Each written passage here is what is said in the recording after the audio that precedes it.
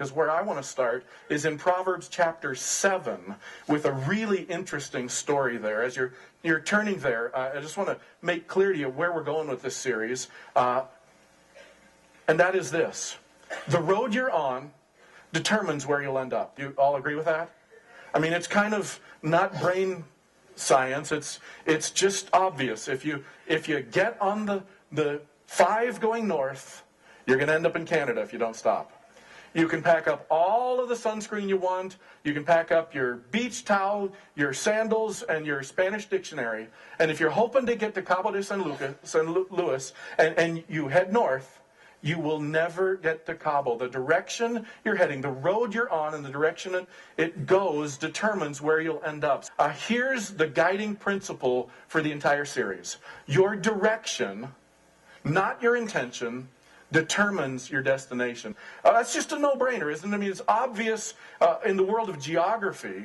Yet, how many times have you been in a conversation with someone who describes a path they were on, and you think to yourself in the middle of it, oh, I know where that's leading.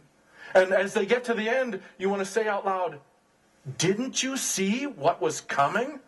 I mean, we've all had those conversations with people, haven't we?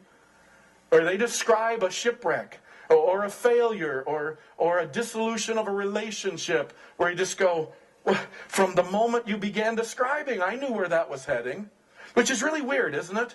We all know the principle of geography, and we all can recognize these things in other people's lives. But isn't it true when it comes to our lives? Sometimes we head towards a wall and we don't realize where the road is heading. That's what I want to talk us through. Give us wisdom from God over the next several weeks, because your direction, friends, not your intention, not your strengths, not your weaknesses, not your hopes, not your dreams, your direction will determine your destination. Doesn't matter how good looking you are. Doesn't matter how smart you are. How big or how strong you are. Doesn't matter how much mama loves you. Doesn't matter how much you inherited from daddy. Your direction, not your intention, determines your destination. That's what the whole book of Proverbs says. Solomon lays it out graphically in a story here in chapter 7. If you look at verse 6, let me read you this story. It's quite intriguing. Solomon says, "At the window of my house, I looked down through the lattice. I saw among the simple, I noticed among the young men, a youth who had no sense. He lacked judgment." Can you see that something's coming here? He says, he was going down the street near her corner, walking along the direction of her house at twilight as the day was fading, as the dark set in. I mean, you don't have to be a Bible scholar to anticipate where this is heading. There's a young guy cruising down the streets at sunset. He's heading in the direction of a specific woman's house. And as we'll read in a second, he knew that her husband wasn't home. He knew that she was married. He knew that the guy was out of town and that she'd be out prowling the streets looking for, well, just looking, right? This alone should have stopped him in his tracks. But it didn't. In fact, this was the very reason he was headed in the direction of her house. Now, if we were able to get inside of this kid's head at that moment, what song do you think would be playing there? It's probably like Party Like a Rock Star, right? Or if he's a classic rock, aficionado, it's Born to Be Wild. I mean, he is heading down the street to the adventure of his life. That's his perspective anyway. Solomon up in his window has a different piece of music playing in his head. It's the theme from Jaws, right? Da-dun, da-dun, da-dun, da-dun.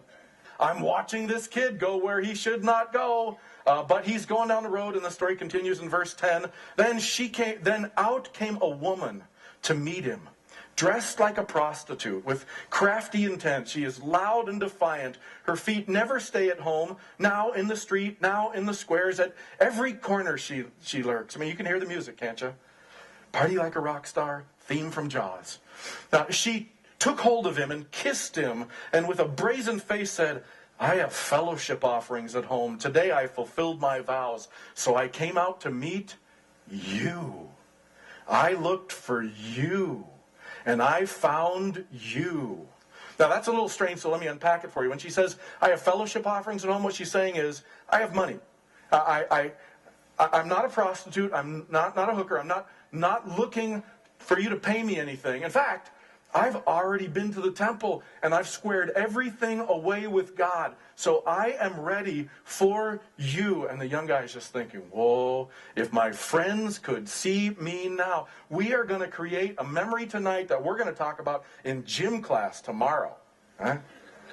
I have covered my bed, she says, with colored linen from Egypt. I have perfumed my body with myrrh, aloes, and cinnamon. Come, let's drink deep of love till morning. Let's enjoy ourselves with love. Man, if you're over 30 right now, you got to say, wow. Can you do that? And if you're under 30, you got to say, whoa. This is a story. This is a moment. This is a memory. She says, my husband is not home. He's gone on a long journey. He took his purse filled with money. That in our day and age would be his man bag filled with money. And will not be home till full moon. Whoa, that clinches it right there. Man, the guy's thinking, I don't have to worry about getting caught. I don't have to worry about leaving. I could spend the night. I could eat breakfast there. We could watch TV. I could be there the whole weekend. The guy's gone until the new moon begins. This is even better than I dreamed. The next verse says, with persuasive words, she led him astray. She seduced him with her smooth talk. All at once he followed her like an ox going to the slaughter. What? A what? An ox going to the slaughter? Wait a minute, Solomon. You don't mean that. You mean like a celebrity going into a party. An ox to the slaughter? Certainly doesn't look that way to a casual observer. Certainly doesn't look that way to our young friend. But Solomon's not finished with his creative language about this. He gives a couple more animal analogies. In the next part he says, like a deer stepping into a noose till an arrow pierces its liver. Like a bird darting into a snare, little knowing it will cost him his life. In case you didn't get the ox analogy, he says, picture Bambi walking through a field with hunters in every direction, and 30 seconds later he steps into a rope, and all of a sudden there are multiple arrows hanging out of his liver and kidneys. That's what this kid is like. Picture a bird, if you need a better one, a bird that's innocently flapping along, not knowing it's going to be dead within 30 seconds because it's flying into a snare. Yeah, that's the picture right there. A dead guy, dead bird. When this woman describes all the stuff, the kid buys it all, and he is like an ox going to the slaughter. Well, Solomon was once young, and he says, I know what this is like. And then he says, now I want to talk to all the rest of you. I described the story. Now I want to talk to you. He says in verse 24, now then, my sons, listen to me. Pay attention to what I say. Do not let your heart turn to her ways or stray into her paths. Here's the word, isn't it? Paths. Do not let your heart turn to her ways or stray into her paths. See, this young kid is thinking, I'm going to have a night to remember. One night stand, one big deal to brag about, won't affect anything about me.